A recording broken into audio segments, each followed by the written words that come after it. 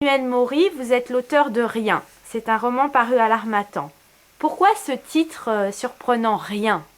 J'ai entendu un jour Jean d'Ormesson rappeler le rêve de Flaubert qui était d'écrire un livre sur rien. Et j'ai voulu relever le défi. Alors pas sous la forme d'un essai qui aurait pu être un peu rébarbatif, mais d'un roman.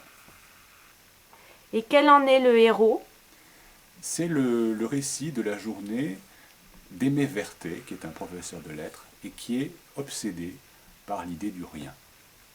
Alors pourquoi obsédé par l'idée du rien Il prend conscience que souvent on a tendance à gommer cette idée-là, parce que la nature a horreur du vide, alors qu'en réalité, le rien donne beaucoup de sens à notre vie.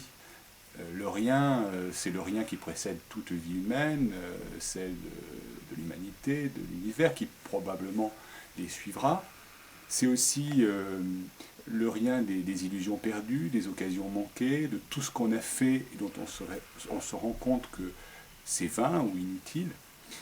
Et finalement, il prend conscience que ce rien donne vraiment, c'est ce qui donne peut-être le plus le sens à l'existence humaine, de même que pour Montaigne c'était la mort, ou qu'Heidegger définissait l'homme comme un être pour la mort. Pour Aimé Vertet, l'homme est un être pour le rien qui aspire à devenir tout, ou sinon tout, devenir quelque chose. Donc c'est une réflexion un peu philosophique. Oui, d'une certaine façon, mais en fait, en même temps, c'est très concret. Hein, c'est sa vie de façon extrêmement concrète. Euh, et c'est cette conscience qui le conduit à finalement distinguer l'essentiel, ce qui compte vraiment de ce qui ne compte pas, euh, dans sa propre existence, mais dans celle aussi de ses proches ou de personnes plus éloignées. Et ce faisant, il invite peut-être aussi le lecteur à faire de même. Et qu'est-ce qui a été à la source de ce livre? Je vous l'ai dit, c'est relever ce défi de ce rêve de Flaubert qui n'a jamais réalisé, évidemment, à ma mesure. Je n'ai aucune prétention vis-à-vis de Flaubert, mais j'ai trouvé que c'était intéressant. Et c'est en m'y attelant que j'ai finalement pris conscience de l'importance du sujet, en tout cas pour mon personnage. Et personnellement, quel est votre parcours? Comment vous est venu le goût de la littérature, puisque je vois que vous êtes l'auteur de plusieurs ouvrages déjà. Bon, ça, c'est l'histoire d'une vie, aussi d'études que j'ai faites. Ce sont des goûts personnels. C'est pas, il n'y a pas d'explication particulière. Vous êtes vous-même dans la littérature professionnellement? Non, mon activité principale n'a rien à voir avec la littérature. Donc c'est vraiment une passion. Oui.